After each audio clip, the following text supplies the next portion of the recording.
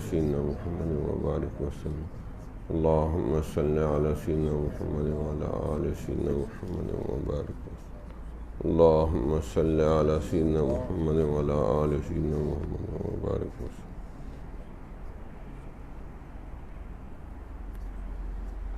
جس قسم کے بھی حالات ہوں تو قرآن کی طرف رجوع کیا جائے تو قرآن ان حالات میں بھی بندے کی رہنمائی کرتا ہے. میں نے ایسے ہی قرآن کو کھولا کہ قرآن ہماری کیا رہنمائی کرتا ہے، تو موجودہ حالات کے لیے اشارے موجود ہیں، حالانکہ کوئی جان بوجھ کے نہیں چیزیں نکالا حصہ، بس ایسے ہی کھول دیا تو سامنے جو آیات ہیں وہ موجودہ زمانے کے اوپر فٹ ہوتی ہیں. اللہ تعالیٰ فرماتے ہیں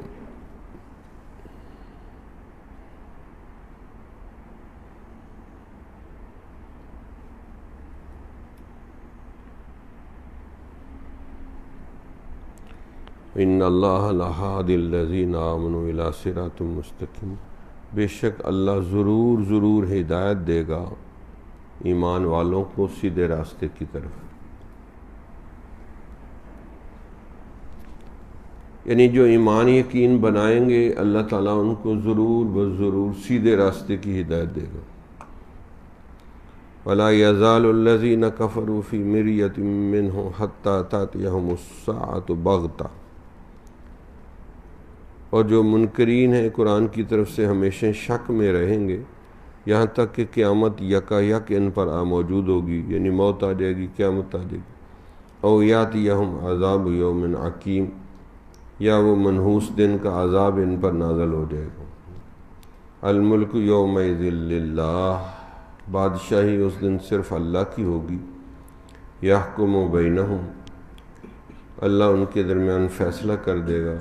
فالذین آمنوا وعملوا الصالحات فی جنات النعیم، جو لوگ ایمان یقین بنائیں گے، اچھے عمل کریں گے، وہ نعمتوں کے باغوں میں ہوں گے.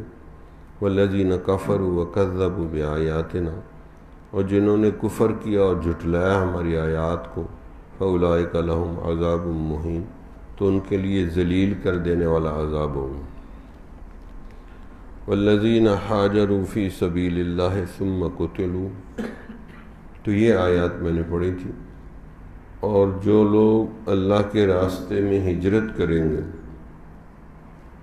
یعنی دین کے لیے، دین کی سربلندی کے لیے ہجرت کریں گے. اب اس میں لمبی ہجرت بھی ہے، چھوٹی ہجرت بھی ہے. جیسے آپ گھروں سے چل کے سردی میں یہاں آ جاتے ہیں، یہ بھی ہجرت ہے، چھوٹے درجے کی ہجرت ہے.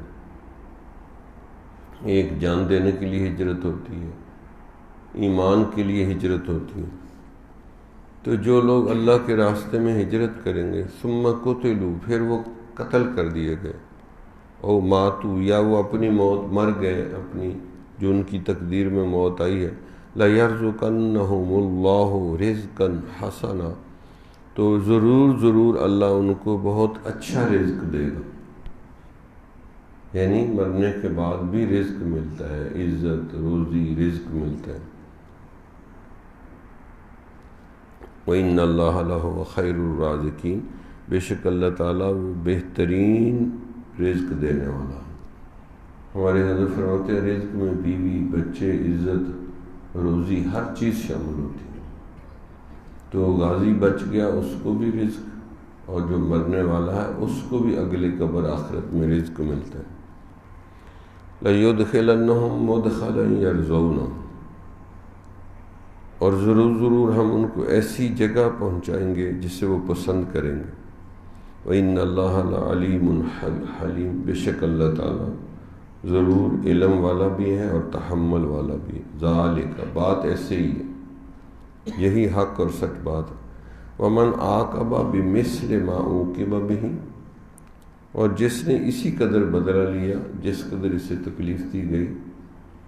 ثُمَّ بُغِيَ عَلَيْهِ، پھر ان کے اوپر بغاوت کی گئی، زیادتی کی گئی.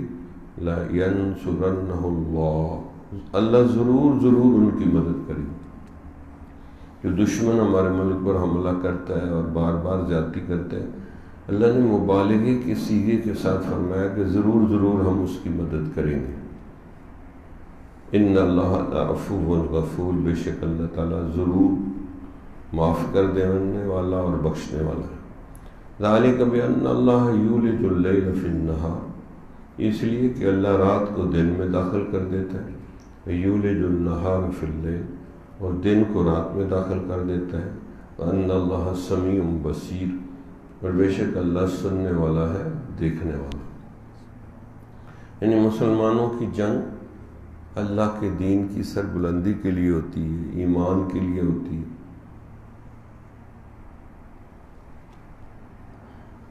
اسی لیے ان کے اندر ایک جوش جذبہ ہوتا ہے کیونکہ وہ اللہ کے لیے جنگ کر رہے ہیں۔ لیکن آج اندھیر نگری ایسی ہے کہ کافر مرتا ہے وہ بھی اپنے مرے ہوئے بندے کو شہید کہتا ہے، اور مسلمان اس کو جواب دینے کے لیے تیار نہیں کہ وہ کس کے لیے مرا ہے، زمین کے لیے مرا ہے یا اپنی غلط چیزوں کے لیے مرا، اور وہ کیسے شہید ہو سکتا ہے۔ ذالک بأن اللہ هو الحق وأن ما يدعون من دونه هو الباطل، یہ اس لیے کہ اللہ ہی کی ہستی حق اور سچ ہے، اور جنہیں اللہ کے سوا یہ پکارتے ہیں بت بتنگڑوں کو، وہ باطل ہیں۔ وأن اللہ هو العلی الکبیر، اور بے شک اللہ ہی بڑے بلند مرتبہ اور بڑھائی والا ہے۔ الم تر ان اللہ انزل من السماء ماء، تو اللہ کی بڑائی اور عظمت کے لیے مسلمان لڑتے ہیں کہ تم نے دیکھا نہیں کہ اللہ نے آسمان سے پانی نازل کیا، فتصبح الارض مخضرا، پھر اس پانی کے ذریعے زمین کو سرسبز بنا دیا، کھیتیاں اگتی ہیں۔ ان اللہ لطیف خبیر، بے شک اللہ تعالیٰ بڑے باریک بھی ہیں اور خبردار ہیں۔ لہو ما فی السماوات و ما فی الارض، اللہ ہی کا ہے جو آسمانوں میں ہے جو زمین میں ہے۔ وَإِنَّ اللَّهَ لَهُوَ الْغَنِيُّ الْحَمِيدُ، اور بے شک اللہ وہی ہے جو بے نیاز ہے اور قابل تعریف ہے۔ یعنی جہاں سے بھی آپ قرآن کو کھول کے اٹھا کے دیکھ لیں تو آپ کو یہ بات ملے گی کہ اللہ کی عظمت و کبریائی کے لیے مسلمان اٹھتا بھی ہے، بیٹھتا بھی ہے، لڑتا بھی ہے، سارے کام اللہ کی عظمت کے لیے کرتا ہے، اور مسلمان کو پورا پورا بھروسہ ہوتا ہے اللہ کے اوپر۔ وہ ہتھیار بھی جمع کرتا ہے، جیسے کسی نے عارف نے کہا کہ وہ ٹیکنالوجی پر ایمان نہیں لاتا، ایمان اس کا اللہ پر ہوتا ہے۔ یہ نہیں کہ یہ ہتھیار ہمیں بچائیں گے، ایک سبب کے طور پہ حکم ہے کہ ان کو بھی جمع کرو۔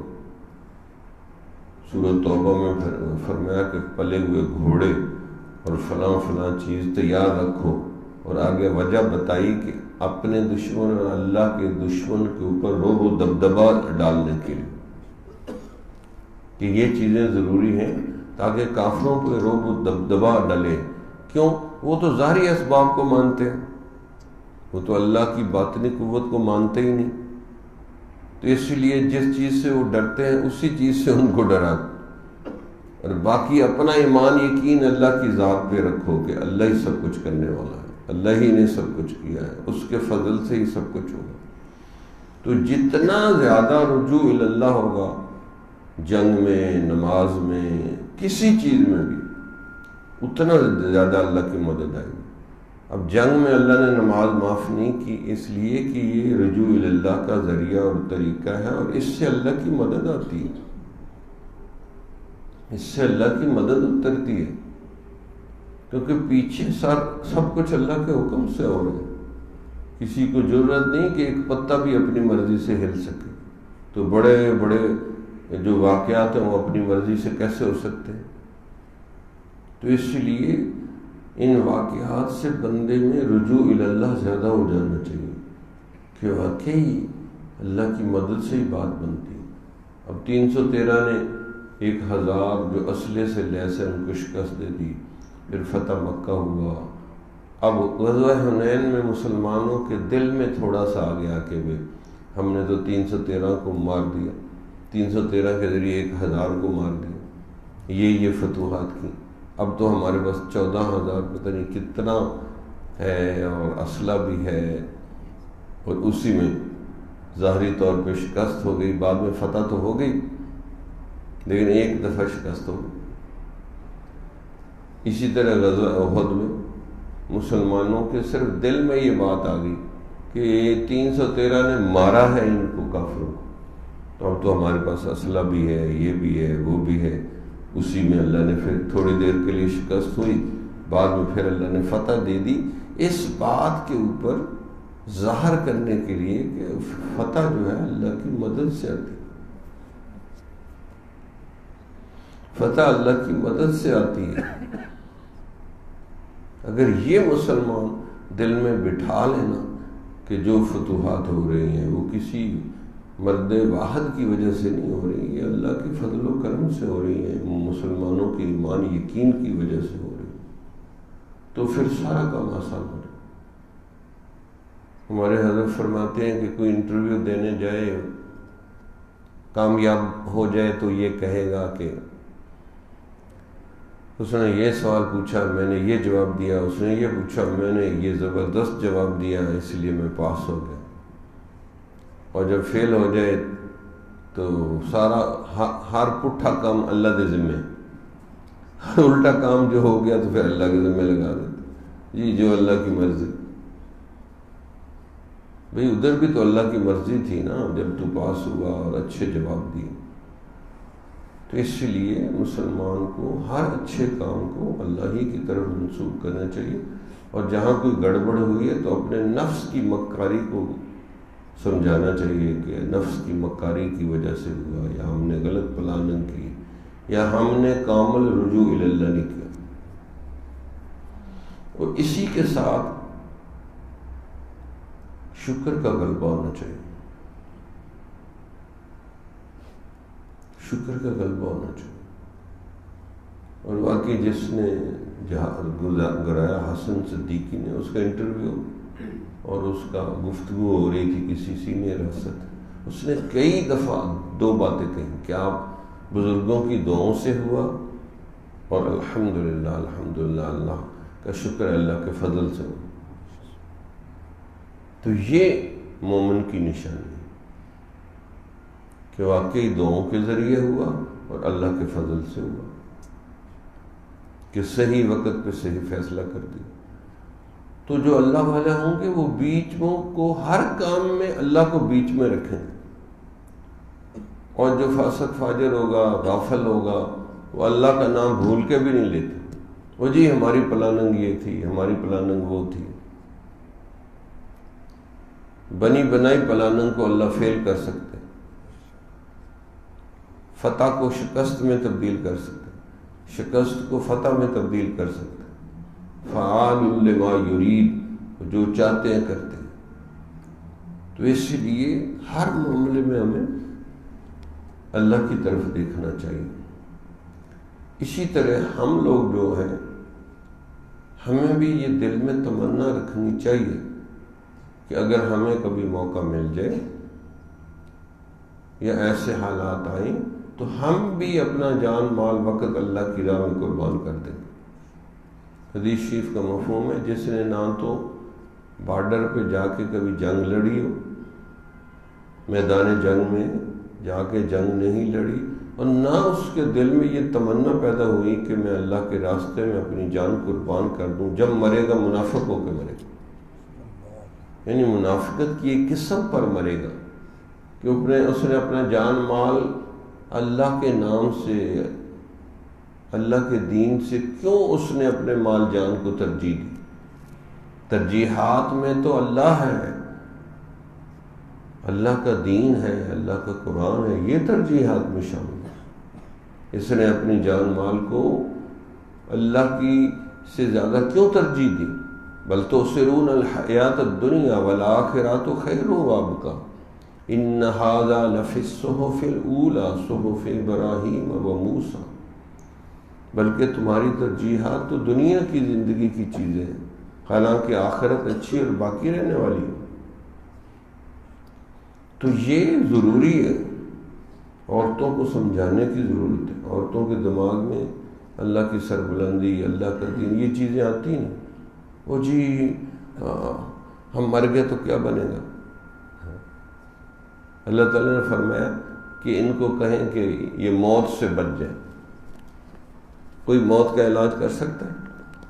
موت سے بچ سکتا؟ موت تو آنی آنی۔ موت کے بغیر جو نئی بھی موت کو مانتا ہے اس کو بھی موت آ جائے گی۔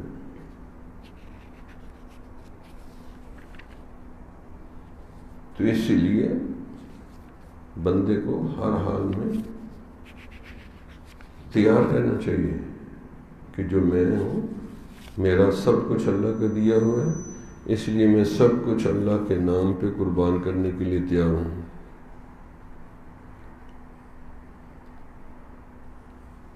سب کچھ اللہ کا دیا ہوا ہے، اللہ کے نام پہ دینے کے لیے تیار ہوں۔ یہ غزوہ احد کے ضمن میں یہ اللہ تعالیٰ نے فرمایا، وَلَقَدْ نَصَرَكُمُ اللَّهُ بِبَدْرٍ وَأَنْتُمْ أَذِلَّةٌ، بے شک اللہ نے بدر میں بھی تمہاری مدد کی حالانکہ تم اس وقت کمزور تھے۔ فَاتَّقُوا اللَّهَ لَعَلَّكُمْ تَشْكُرُونَ، اور اللہ سے ڈرو ہر معاملے میں تاکہ تم شکر گزار بنو۔ اِذْ تَقُولُ لِلْمُؤْمِنِينَ أَلَنْ يَكْفِيَكُمْ أَنْ يُمِدَّكُمْ رَبُّكُمْ بِثَلَاثَةِ آلَافٍ مِّنَ الْمَلَائِكَةِ مُنزَلِينَ، جب اے نبی تو مسلمانوں کو کہہ رہا تھا کیا تمہیں یہ کافی نہیں کہ تمہارا رب تمہاری مدد کے لیے 3000 فرشتے آسمان سے اترنے والے بھیجے؟ بلا، ہاں ہاں، ان تصبروا وتتقوا، اگر تم صبر کرو گے اور تقوی اختیار کرو گے، وَيَأْتُوكُم مِّن فَوْرِهِمْ هَٰذَا، اور وہ تم پر ایک دم سے آ پہنچیں گے کافر، يُمْدِدْكُمْ رَبُّكُمْ بِخَمْسَةِ آلَافٍ مِّنَ الْمَلَائِكَةِ مُصَوِّمِينَ، تو اللہ 5000 فرشتے نشاندار گھوڑوں پر مدد کے لیے بھیجے گا۔ وَمَا جَعَلَهُ اللَّهُ إِلَّا بُشْرَىٰ لَكُمْ، یہ ظاہری اسباب جو ہے نا یہ سارے تمہاری بشارت کے لیے ہم دے رہے ہیں۔ وَلِتَطْمَئِنَّ قُلُوبُكُمْ بِهِ، تاکہ اس کے ذریعے تمہارے دلوں کو اطمینان نصیب ہو کہ 5000 فرشتے آ رہے ہیں۔ وَمَن نَّصْرُ إِلَّا مِنْ عِنْدِ اللَّهِ الْعَزِيزِ الْحَكِيمِ، اور مدد تو صرف اللہ ہی کی طرف سے ہے جو زبردست ہے اور حکمت والا۔ یعنی مدد اللہ کی طرف سے ہے، ظاہری اسباب کے درجے میں، ورنہ مدد کا فیصلہ تو اللہ خود کرتے ہیں، کس کو ہرانا ہے کس کو جتانا۔ اس لیے 100% بندہ اجتماعی انفرادی معاملہ میں اللہ کی مدد کو سمجھے، اس سے بندے کا ایمان یقین بنتا ہے کہ 100% اللہ کے فضل کرم اور مہربانی سے ہوتا ہے۔ تو جب تک بندہ اس بات کو ذہن میں بٹھا لیتا ہے پھر وہ گمراہ نہیں ہوتا۔ اسی لیے ہم کہتے ہیں ہر حال میں اللہ سے راضی رہنا سیکھیں، مشکل میں، مصیبت میں، سہولت میں، آسانی میں، ہر حال میں اللہ سے راضی رہے۔ جب مشکل مصیبت میں پھر بھی بندہ رجوع اللہ کر لیتا ہے، لیکن سہولتوں، آسانیوں اور شادی کے موقع پہ رجوع اللہ بڑا مشکل ہے، حتیٰ کہ فرض نماز چھوٹ جاتی ہے،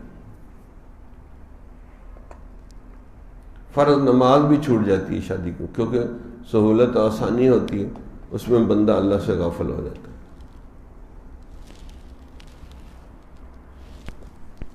اور جب مشکل مصیبت ہوتی ہے پھر اللہ یاد رہتے ہیں۔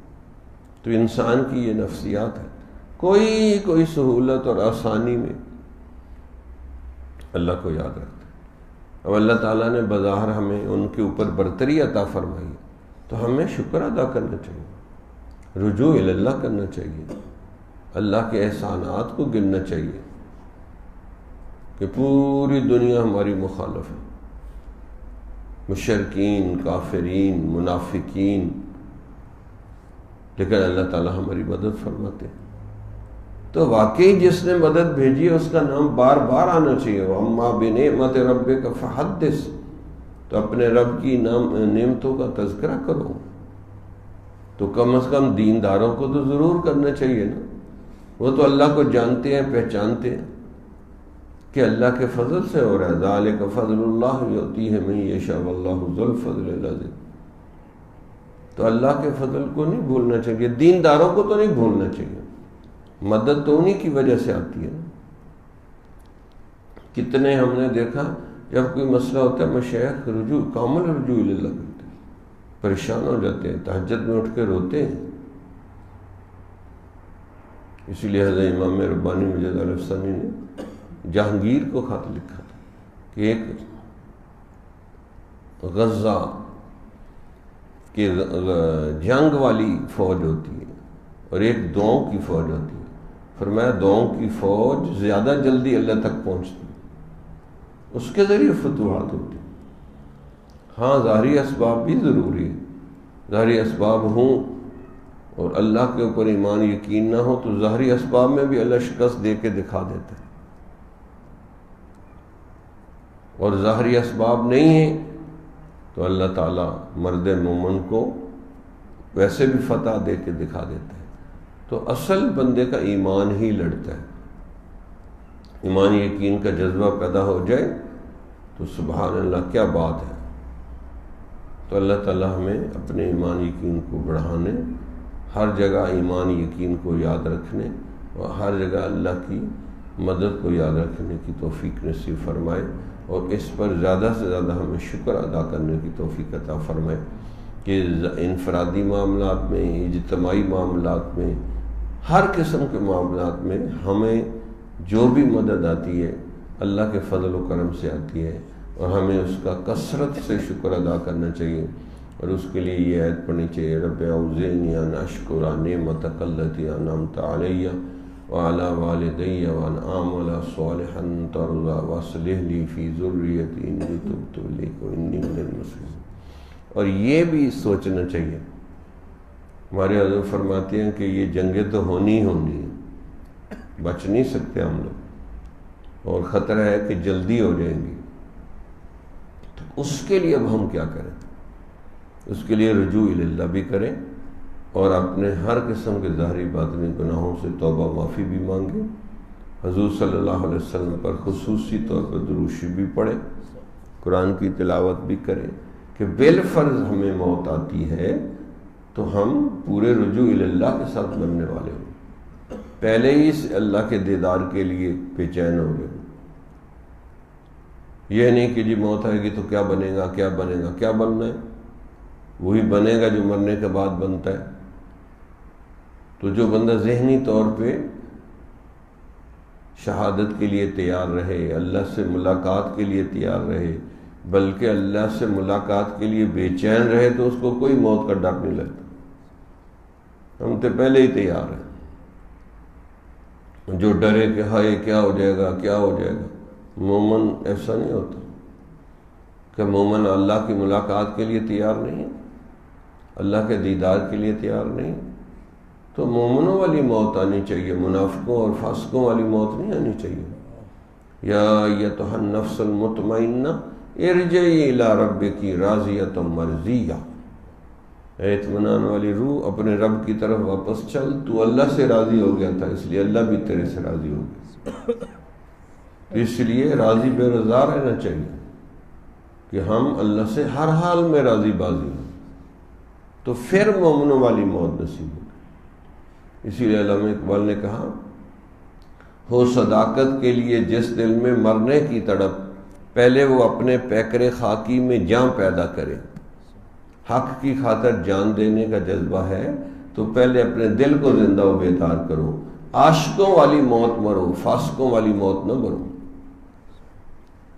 انہوں نے کہا جان بھی دینی ہے تو پہلے اپنے اندر عشق و محبت پیدا کرو اللہ کی. عشق و محبت کی وجہ سے پھر اب موت آ جائے، شہادت نصیب ہو جائے، جو مرضی ہو جائے، تو اللہ کی خاطر یعنی جان دینے کا پھر جذبہ ہوگا، لیکن دل بھی زندہ و بیدار ہو، دل پتھر نہ ہو، منافق والا دل نہ ہو. تو اس لیے یہ بہت ضروری ہے. اگر شہادت کی تمنا ہے، شہادت کے لیے ہم آرزو رکھتے ہیں، تو دل بھی زندہ و بیدار ہونا چاہیے. دل کی فکر ہونی چاہیے کہ دل میرے اندر زندہ و بیدار ہو جائے، پھر موت کا مزہ آئے گا. اگر دل زندہ و بیدار نہ ہوا تو پھر موت کا بھی مزہ نہ آئے گا، مرنے سے ہی ڈر لگے گا۔ جو بندہ مرنے سے ڈرے گا تو اس کو کیسی اس کی مومنوں والی موت ہے۔ اس لیے انہوں نے فارسی میں کہا تبسم بر لب اوست، جو مرگ آیت تبسم بر لب اوست۔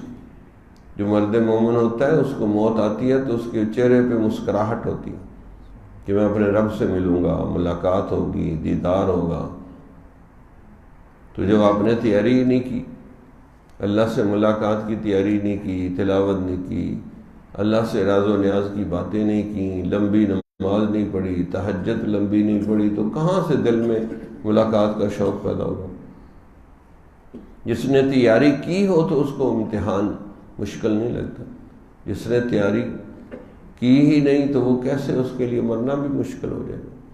تو اس لیے ذہن میں بندہ رکھے اور ہر وقت اپنے دل سے پوچھتا رہے کہ کیا تو اللہ کے نام پر جان مال وقت دینے کے لیے تیار ہے؟ اگر تیار ہے تو سبحان اللہ، اگر جان مال وقت دینے کے لیے تیار نہیں ہے تو پھر آپ مشکل میں پڑیں گے۔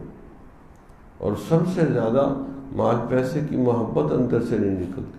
مسجد میں، مدرسے میں، دین کے اوپر، نیکی کے اوپر مال لگانے کو دل نہیں چاہتا۔ شیطان یہی ڈراتا ہے کہ کم ہو جائے گا، یہ ہو جائے گا، کنگلے ہو جائیں گے۔ حالانکہ جو بندہ اللہ سے سودا کرتا ہے وہ کبھی کنگلا نہیں ہو سکتا۔ اللہ غیب کے خزانوں سے اس کو دیتا ہے اور واقعی دیتا ہے۔ تو اس لیے اگر لوگ ڈراتے ہیں مرنے سے تو ڈرے نہ، بلکہ کہیں جی ہم تو عاشقوں والی موت مرنا چاہتے ہیں۔ عاشق تو ہر حال میں اپنے رب سے ملنے کا مشتاق ہوتا ہے۔ تو اللہ سے دعا ہے کہ اللہ تعالی ہمیں یہ چیز نصیب فرمائے، اور یہ آزمائش ہوتی رہتی ہے۔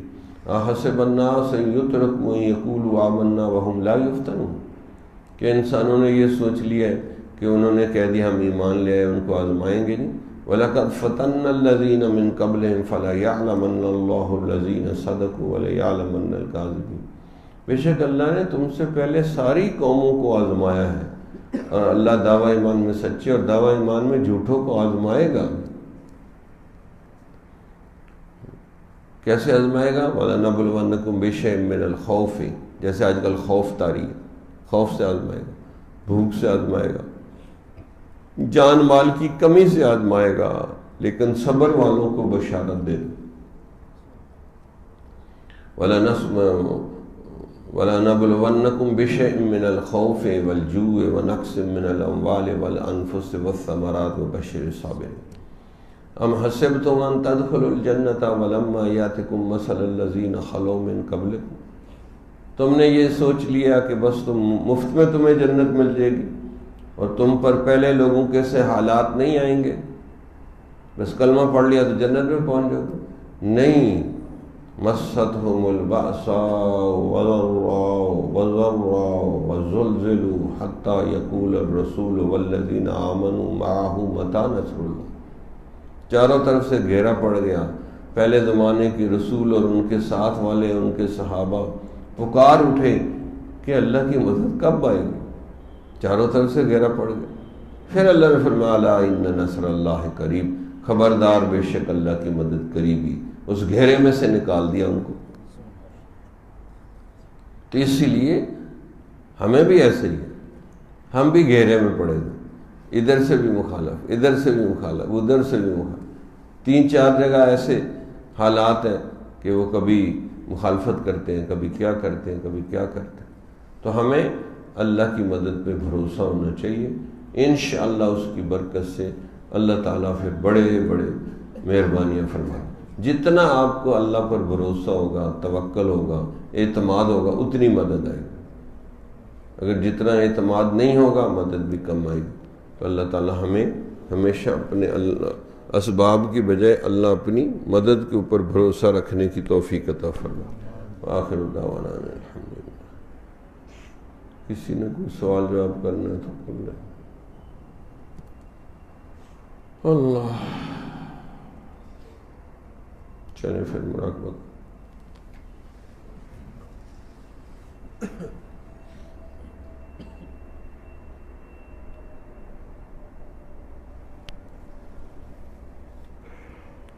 اللہ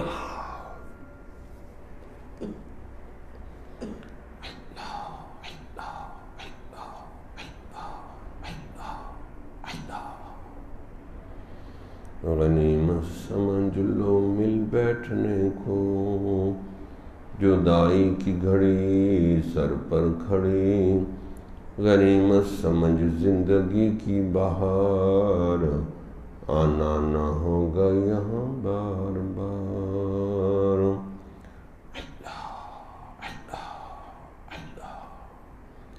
جے میں دیکھا اپنے عملہ والے تے کچھ نہیں میرے پلے، جے میں دیکھا تیری رحمت والے تے بلے بلے بلے، جے تو عدل کرے تے تھر تھر کمبڑ اچیاں شانہ والے، جے تو فضل کرے تے بخش جاون میں جے منہ کالے۔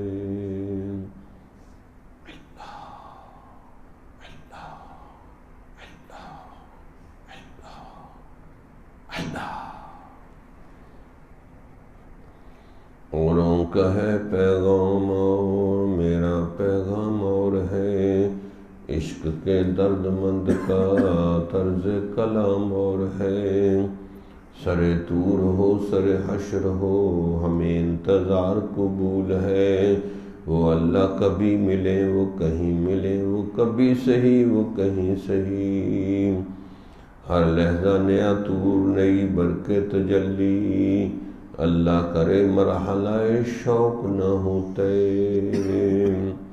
تیری ایک نظر کی بات ہے ہماری زندگی کا سوال ہے،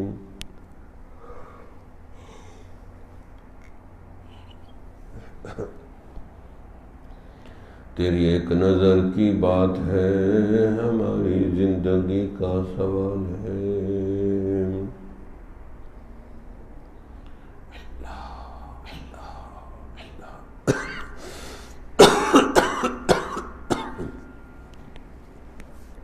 لا الہ اللہم صلی علی سیدنا محمد وعلی آل سیدنا ربنا ظلمنا انفسنا وان لم تغفر لنا وترحمنا لنكونن، یا اللہ ہم سب کے ظاہری بات میں چھوٹے بڑے گناہوں کو معاف فرما، یا اللہ علت و فلت و ذلت سے معاف فرما، اپنا قرب اور محبت نصیب فرما، یا اللہ حالات کو آسان فرما دے، بہتر فرما، یا اللہ